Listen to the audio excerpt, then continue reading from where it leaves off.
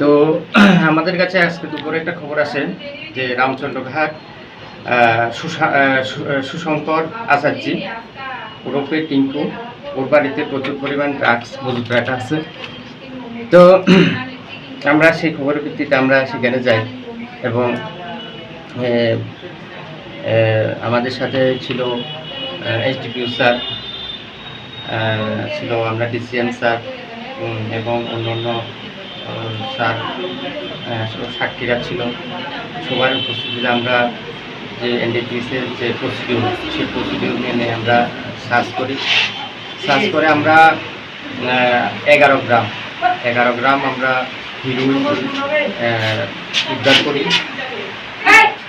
সে হিরোইনগুলি আমাদের যে এনডিপিএসের আইন অনুযায়ী সেগুলি আমরা সিজ করি।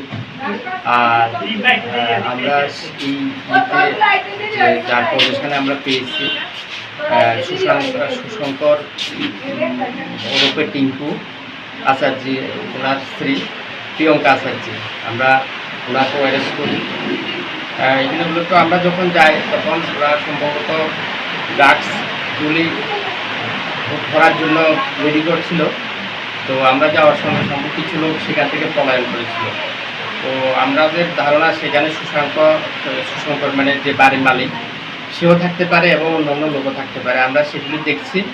যদি আমরা এই কেসে অন্যান্য লোকও পাই, আমরা সেই কেসে আমরা সেগুলিকে অ্যারেস্ট করে আমরা আইন অনুযায়ী ব্যবস্থা করব। স্যার, যে মালটা ধরছেন এটার বাজার মূল্য কীরকম হতে পারে? 11 গ্রাম মালের বাজার মূল্য মোটামুটি 2 লাখ টাকার মতো। এবং আমরা চাইব আমাদের সাথে যাতে সবাই সংঘবদ্ধ হয়ে আমাদেরকে সাহায্য করে এবং আমরা যাতে সেই কাজে আমরা সফল হতে পারি।